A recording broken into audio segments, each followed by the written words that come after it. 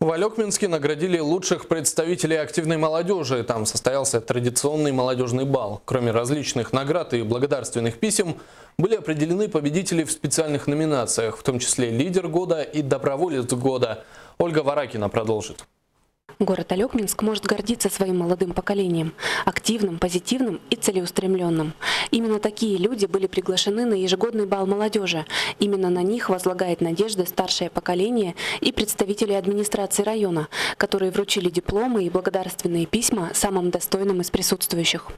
Надежда Острякова, ставшая победителем в номинации «Лидер года» благодаря постановке Валерия Михайловича Былкова «Парень с Лены», отметила, что трудностей на пути к намеченной цели бояться не нужно, ведь победа над ними, как и конечный результат, несомненно, того стоит. Я обратилась сначала к друзьям. Знаете, такая была ситуация, когда была цель, была идея, надо было к ней идти, но была передо мной пропасть. Что делать, как быть, кому обращаться. И я решила обратиться к своим друзьям, знакомым. Они меня поддержали.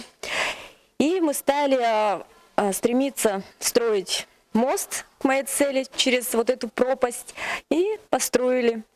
Друзья стали своих друзей приглашать. Мы обратили в СИГСХ, нас поддержали преподаватели, студенты. И благодаря вот студентам, они были актерами, и была построена наша постановка.